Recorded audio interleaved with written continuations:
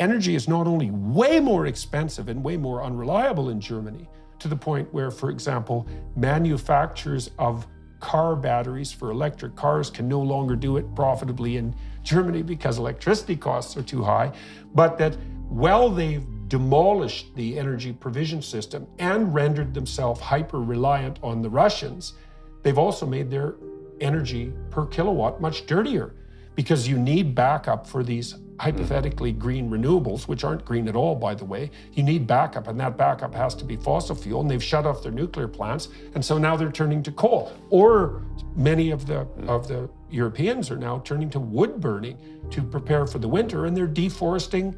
In many places, they're deforesting the country.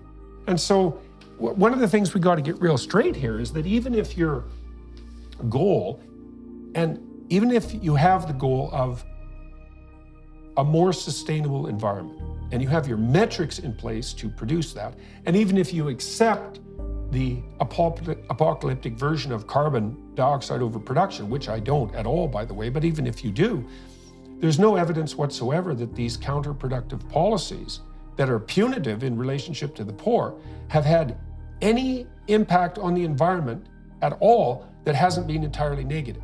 And so I don't see at all how anybody on the radical left, on the globalist utopian environmental front, can put forward an argument saying that there's anything about that that's moral, because we have way more people who are poor than we needed to have.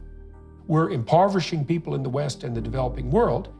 And while we're doing that, we're actually making the environment worse by the standards that the people who put in the policies regard as the appropriate standards. So how is that helpful? And then on the colonial front, you know, one of the things we hear all the time is how awful the European world really has been in terms of its imposition of the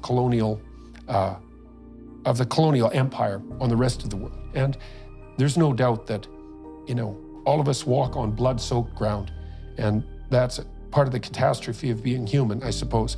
But I can't see anything more colonial that we've ever done than to insist that we enjoyed a pretty damn good standard of living, and that was driven almost entirely by fossil fuel reliance. But it's pretty much enough of that for everyone else, and we cannot expect to have a world where those in the developing world could aspire to or hope to have anything like the prosperity that we've enjoyed. And we're going to be the good examples in our own country and teach those, let's say, backward savages exactly how they should treat the planet. I can't see anything more colonial than that attitude. Like I see in Canada, for example, I think I read recently that if Canada hits all of its climate goals for the next 25 years, we will reduce our carbon output less than China will increase its carbon output next year. So it's completely bloody pointless from any practical perspective. And the argument might be, well, we should lead by example. It's like, now should we? We think those developing people in the developing countries who are trying to move towards some reasonable standard are too damn dumb to figure this out all by themselves, eh? And we're going to charge in there like the saviors. And while we're doing that, we're going to impoverish them, and we're going to make our own countries worse off. And there's nothing colonial about that. It's like, I don't think so. I think there's something plenty colonial about that. We should say, it's no wonder that you'd like to have enough food to eat and not have to burn dung and wood in your huts. And it's no wonder that you'd like to have some educational opportunities to your children. I don't see a moral leg to stand on in that debate. It's appalling, and it's murderous. It's worse than appalling, it's murderous.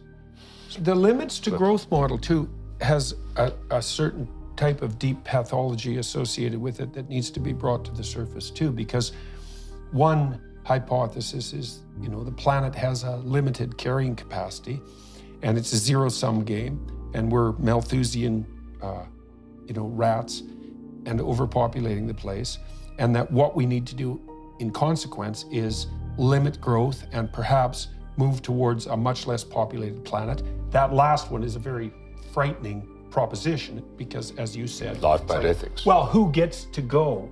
You know, that's the real question, and exactly how. And who are the monsters who make the decision? Well, exactly that. But I also think that model it's certainly not the only model that you can derive from the data, let's say, because one of the things I learned when I was deeply investigating the relationship between economic growth and long-term environmental viability, let's say, sustainability, something like that, was that, strangely enough, and perhaps not so, if you can lift people out of absolute poverty and get them up to something approximating $5,000 a year in terms of average, say, contribution to GDP, then they stop adopting a short-term view and they start to adopt a long-term view because they have the luxury of being able to think beyond the moment. And I suppose partly why we want security, which is what wealth can offer, at least to some degree, is so that we're not bound by the absolute emergencies of the moment.